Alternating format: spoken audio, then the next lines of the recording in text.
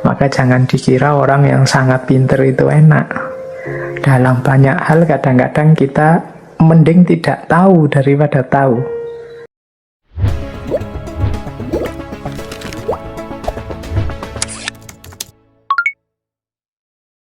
Assalamualaikum warahmatullahi wabarakatuh. Bismillahirrahmanirrahim. Ada beberapa quotes, beberapa potongan dari novel yang menurut saya menunjukkan betapa hidup kita ini absurd, tidak pasti. Misalnya dari Notes from Underground, catatan dari bawah tanah, ada kalimat seperti ini. Perhatikan baik-baik. Kita bahkan tidak tahu apa yang saat ini dimaksud hidup itu. Apakah ia sebenarnya dan apa namanya? Jauhkan kita dari buku, maka kita segera akan tenggelam dan menjadi bingung. Kita ini kan senantiasa diminta untuk memahami dan memaknai hidup. Tapi menurut Dostoyevsky dalam novelnya ini, sebenarnya kita itu tidak tahu, atau harusnya tidak yakin dengan berbagai makna hidup yang selama ini kita pegangi. Pengetahuan kita dan keyakinan kita selama ini kemungkinan didukung oleh buku-buku, idealisme yang ada dalam konsep-konsep yang ada di buku. Sebagian besar kita kalau ditanya apa makna hidup itu ya jawabannya jawaban buku. Jadi jawaban yang kita peroleh dari ideal-ideal ilmu pengetahuan. Padahal hidup itu tidak sesederhana itu. Makanya dalam quotes ini, jauhkan kita dari buku-buku maka kita akan segera tenggelam dan menjadi bingung. Seandainya semua konsep dari buku-buku itu kita buang, terus kita membaca sendiri hidup ini, mungkin kita ya terus jadi bingung. Kenapa bingung? Karena hidup ini tidak seseragam yang kita bayangkan. Hidup ini tidak semonoton, tidak sepasti apa yang diuraikan oleh buku-buku. Jadi ini kalimat yang pertama menunjukkan ya memang hidup ini absurd, tidak terlalu jelas. Makna apapun yang kita pegangi, ya ada relevannya, ada juga sisi tidak cocoknya dengan hidup ini. Nah, jadi yang pertama itu. Yang kedua, ini ada kalimat yang menunjukkan keabsurdan. Ini lebih jelas lagi. Ini saya ambil dari The Brother Karamazov. Kata Dostoyevsky, dunia berkata, engkau punya keinginan, penuhilah. Engkau memiliki hak yang sama seperti orang kaya dan orang-orang besar. Bahkan jangan terburu-buru memenuhi keinginanmu, tapi perluaslah keinginanmu dan tuntutanmu. Inilah doktrin dunia hari ini, dan mereka percaya inilah kebebasan.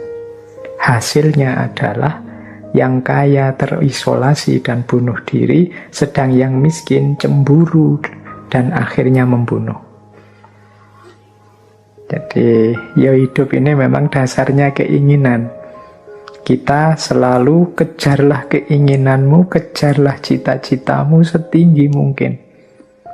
Ayo dikembangkan terus cita-cita kita, jangan mandek. Itu kan yang sering kita dengar, nasihat-nasihat, motivasi-motivasi. Kata Dostoyevsky, ya ini doktrinnya dunia hari ini. Manusia dipaksa untuk maju, bergerak terus mengejar keinginannya. Bahkan seandainya keinginan hari ini terpenuhi, ya matok lagi keinginan lebih jauh, keinginan lebih jauh. Hasilnya apa? Doktrin semacam ini, yang kaya pada akhirnya terisolasi dan bunuh diri. Mengapa? Ya dia tambah kaya, tambah asing dari realitasnya. Dia kehilangan sisi kemanusiaannya. Mungkin dia jemu, dia jenuh dengan hidupnya. Jadi banyak orang mengejar-ngejar kesuksesan, keberhasilan. Begitu sukses dan berhasil, dia sendiri malah jemu dan jenuh dengan hidupnya. Makanya banyak kan cerita-cerita orang besar, artis yang harusnya dia sangat bahagia. Banyak orang lain mimpi ingin seperti dia, tapi dia sendiri malah bunuh diri. Kenapa? Dia merasa asing dari dirinya sendiri, dia terisolasi. Sejak muda mungkin dia dicekoi, ayo ngejar cita-cita, mengejar mimpi. Begitu teraih benar mimpi itu, dia justru merasa hampa. Maka kalimatnya Dostoyevsky, yang kaya terisolasi dan bunuh diri. Sementara yang miskin cemburu, dia lihat orang-orang kaya. Wah, aku kok nggak bisa yang mencapai keinginanku. Aku nggak pingin kaya, nggak bisa. Pingin sukses, nggak bisa. Dia cemburu. Lihat yang lain sukses, yang lain kaya. Akhirnya ya membunuh, merusak. Mencari jalan paling singkat untuk menemukan kekayaan. Jadi inilah absurdnya hidup. Kita diminta untuk bercita-cita tinggi, tapi yang sukses meraih cita-cita justru jemu, bosan, bahkan bunuh diri. Yang tidak sukses meraih cita-cita, cemburu, galau, gelisah, bahkan membunuh orang, merusak, dan lain sebagainya. Nah, ini gambaran dari The Brother Karamazov. Ini menggambarkan betapa hidup ini absurd. Nah, bahkan ada lagi, ini ada quotes ketiga menunjukkan absurdnya hidup. Saya ambil dari The Idiot. Aku pikir kalau seseorang menghadapi satu kerusakan yang tidak terhindarkan, misalnya satu rumah ambruk menimpa dirinya, ia akan mencari tempat duduk, menunggu sambil memejamkan mata hingga tibalah apa yang akan tiba. Ini juga absurdnya manusia.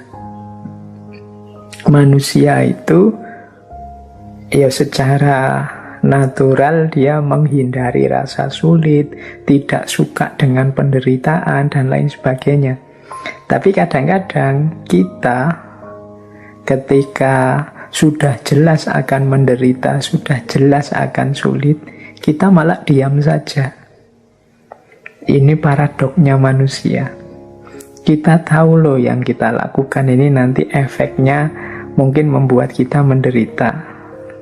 Tapi ya sudah, kita jalan saja karena kita punya pamrihnya. Apapun yang kita putuskan itu kan selalu ada positifnya, selalu ada negatifnya. Biasanya kita hanya siap dengan yang positifnya. Kalau yang negatifnya datang, ya mau tidak mau, siap tidak siap, kita harusnya menerima. Ini digambarkan oleh Dostoyevsky. Seandainya kita duduk di dalam rumah, terus lihat rumahnya mau ambruk menimpa kita, itu orang itu kadang malah diam, menutup mata, nunggu keambruan beneran. Jadi kadang-kadang kan kita begitu ya. Ada momen di mana misalnya kita mau mengalami bencana, itu malah tidak lari, tapi mungkin memejamkan mata, mungkin teriak saja, mungkin diam saja, begitu bengong sampai musibah itu benar datang. Jadi akhirnya kita tertimpa beneran oleh musibah itu. Loh, ini loh paradoknya manusia. Di momen ketika dia harus segera lari, dia malah diam. Di momen ketika dia diam, kadang-kadang dia malah kemerungsung lari. Ini absurdnya hidup. Jadi yaitu ilustrasinya ya, orang yang mau keruntuhan rumah. Kita mungkin sering begitu ya. Misalnya mau apa gitu, mau kena apa, sudah jelas-jelas mau nyampe ke kita biasanya terus malah diam, memejamkan mata sampai kena beneran. Nah, itulah absurdnya hidup ini. Kita tahu kalau kita jatuh cinta ada kemungkinan patah hati. Tapi kan kita lebih suka melihat senengnya mencintai daripada pahitnya patah hati. Begitu patah hatinya datang, yo mau tidak mau kita terima seperti orang yang agak melongo tadi, termangu ketika datangnya musibah. itu bagian dari absurditas dalam hidup. Baik, kita jelajahi lagi ya ke isu eksistensial yang lain. Ada isu ketakutan tadi kan ya, kegelisahan. Dalam Brother Karamazov, ini kegelisahannya manusia itu banyak sebenarnya. Ada kematian, ada tidak tercapainya cita-cita, keterbatasannya sendiri, termasuk berhadapan dengan orang lain. Tapi dalam Brother Karamazov ini saya nemu kalimat yang menarik tentang ketakutannya manusia ini. Misalnya begini, kata Dostoyevsky, hari ini hampir semua orang yang memiliki kapasitas sangat takut untuk terlihat konyol dan menderita karenanya. Nah, jadi ini menarik. Ini menunjukkan orang itu semakin tinggi, semakin sukses, itu ketakutan-ketakutannya semakin banyak. Bahkan ketakutan-ketakutan terhadap hal-hal yang tidak penting. Misalnya ya, dulu waktu kita mungkin masih tidak punya apa-apa, mungkin masih, hitunglah masih miskin, uang juga tidak terlalu banyak. Urusan kostum, urusan baju itu yang penting bersih, yang penting belum jelek, ya tetap kita pakai. Tetapi begitu uang banyak, mungkin kita cukup untuk beli baju yang kelas-kelas 100, 200, sampai 1 juta mampu misalnya. Nah, kita mulai sudah tidak sekedar baju bersih, tapi mungkin baju yang pantas, baju yang baru, baju yang bisa buat mejeng, bisa buat, nah itu sudah standarnya berbeda.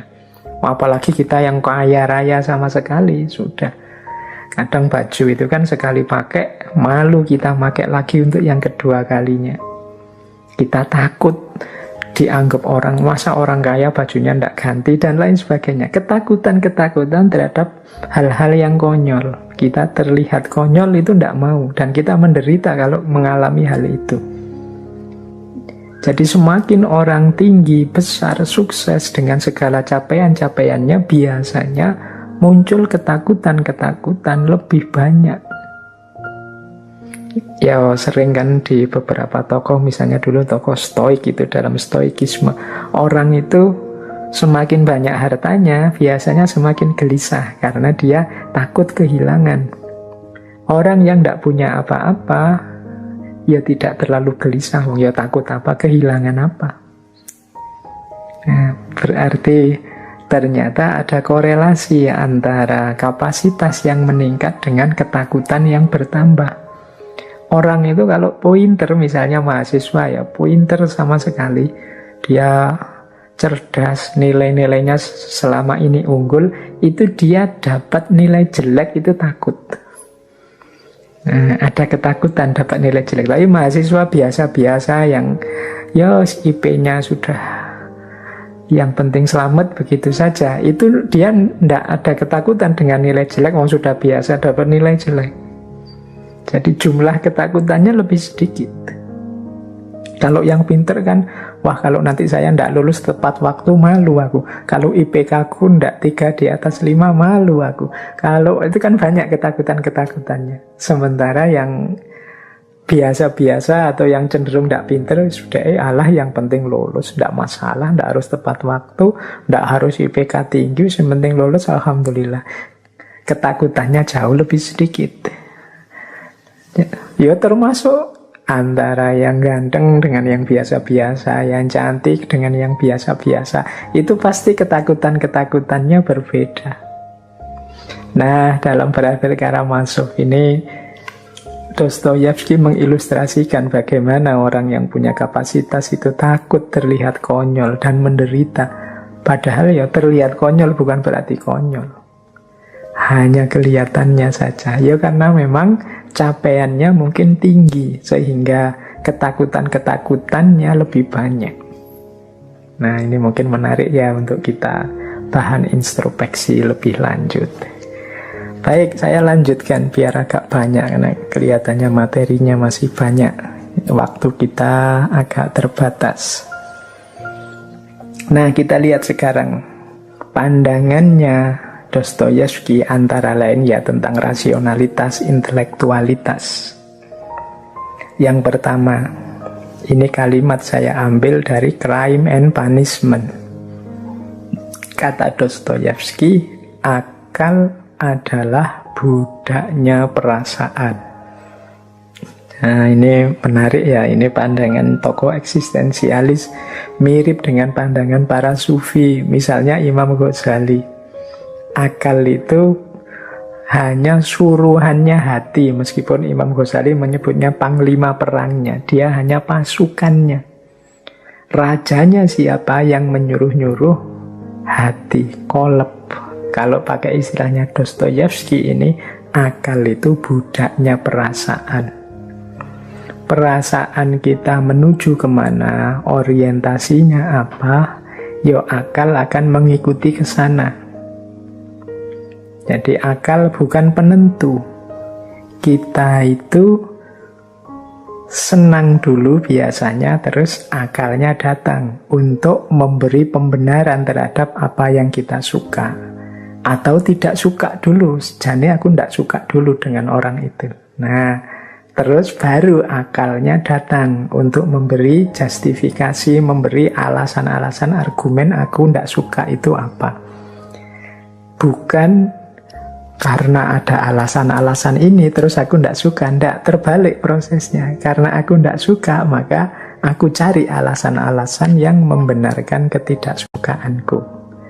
Jadi akal itu budaknya perasaan.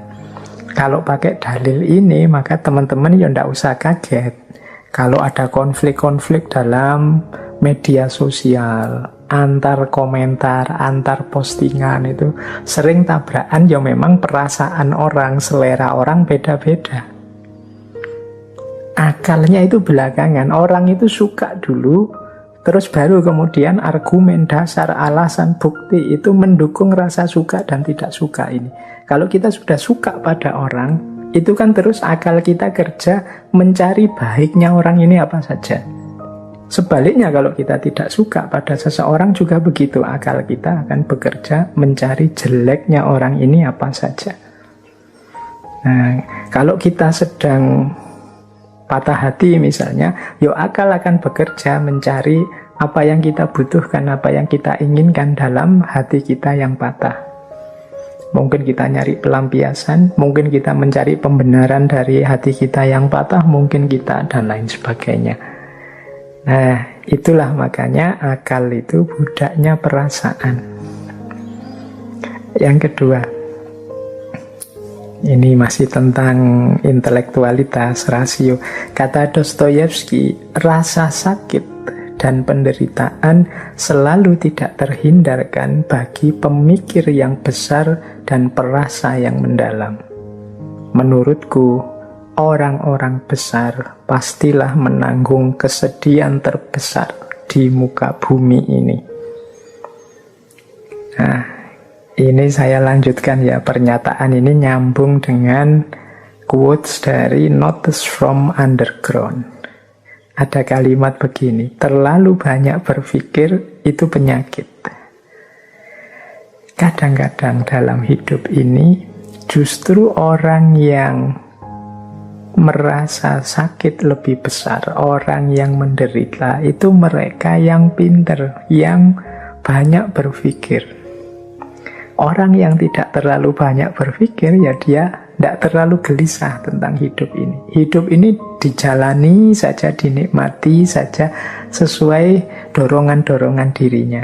Tidak terlalu banyak pertimbangan. Ini lebih nyaman, kata Dostoyevsky. Dia membayangkan kalau ada orang pinter, ada orang sangat perasa, itu hidupnya mesti isinya kesedihan-kesedihan, kebingungan-kebingungan, kegalauan-kegalauan, karena memang itulah karakter dunia ini. Ada banyak hal-hal tidak rasional yang terjadi, seperti tadi ya, berhubungan dengan hukum alam dan lain sebagainya. Maka kata Dostoyevsky, terlalu banyak mikir itu penyakit. Ya manusia memang butuh berpikir, Tapi terlalu banyak berpikir, apa-apa mau diperdalam, apa-apa mau direnungi. Kadang-kadang justru hasilnya adalah kesedihan-kesedihan. Hasilnya adalah rasa sakit dan penderitaan. Maka jangan dikira orang yang sangat pinter itu enak. Dalam banyak hal kadang-kadang kita mending tidak tahu daripada tahu. Dalam banyak hal. Nanti teman-teman boleh direnungi ya. Ada banyak peristiwa, banyak kasus dalam hidup ini yang lebih baik kita tidak tahu. Begitu kita tahu, penderitaan kita bertambah, rasa sakit kita bertambah. Kadang-kadang tentang hal-hal yang tidak penting. Misalnya ya, ada teman kita ngomong jelek di belakang kita. Itu kan kita tidak tahu. Saat kita tidak tahu, kita nyaman saja bergaul dengan dia, hidup kita cerah-cerah saja. Tiba-tiba ada yang cerita ke kita, teman yang satu itu kalau ngomong tentang kamu jelek. Drop kan kita, sedih kan kita. Akhirnya kalau bersama dia sekarang isinya marah kita, ingin balas, tidak percaya, dan lain sebagainya. Pahit sekali hidup kita. Tambah pengetahuan, tambah penderitaan. Ini cara membaca konteksnya seperti itu. Karena kadang-kadang memang dalam hidup ini beberapa hal lebih baik kita tidak tahu. Karena begitu kita tahu, ya penderitaan kita bertambah. Nah, ada lagi yang menurut saya kalimat yang menarik dari Dostoyevsky tentang kecerdasan, tentang intelektualitas. Kata dia, diperlukan lebih dari kecerdasan untuk bertindak secara cerdas. Pinter dalam pikiran saja tidak cukup.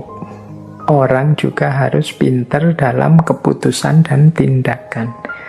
Pinter dalam keputusan dan tindakan inilah nanti yang dalam filsafat sering kita sebut bijaksana. Jadi berpikir rasional saja, berpikir kritis saja tidak cukup.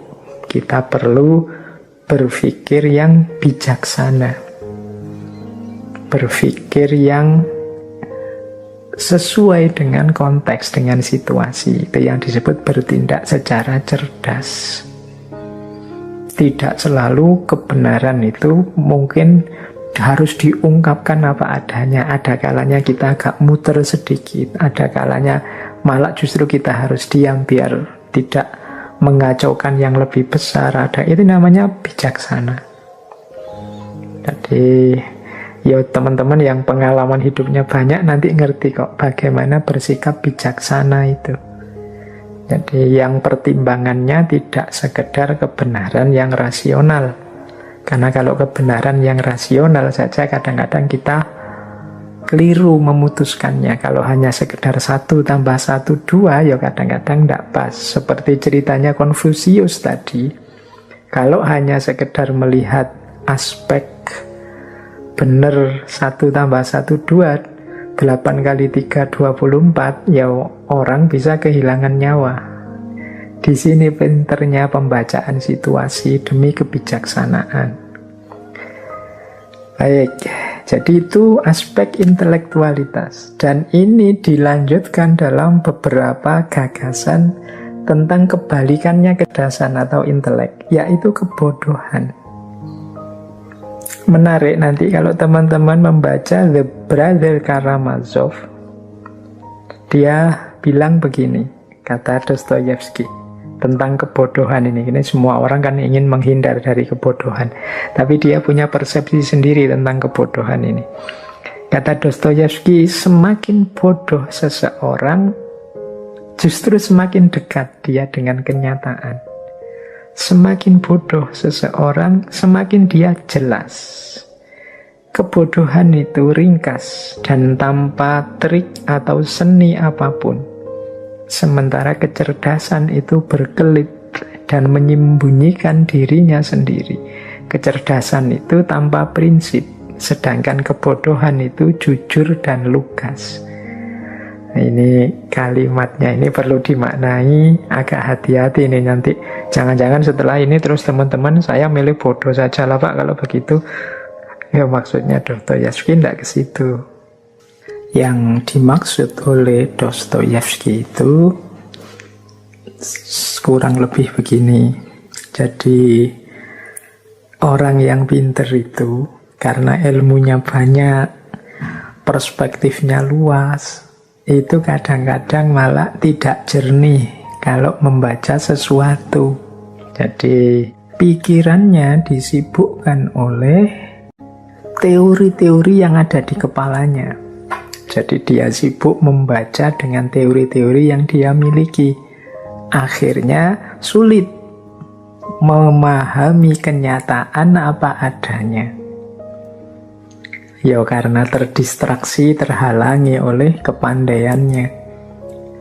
Sementara orang bodoh, saya tidak tahu ya kalimat bodoh ini semoga tidak sensitif ya. Maksudnya orang yang wawasannya tidak terlalu luas, yang sederhana apa adanya memahami kenyataan, itu cenderung lebih jujur, lebih lugas apa adanya. Dia akan membunyikan ya sejauh yang dia lihat, tanpa didistraksi oleh banyak teori.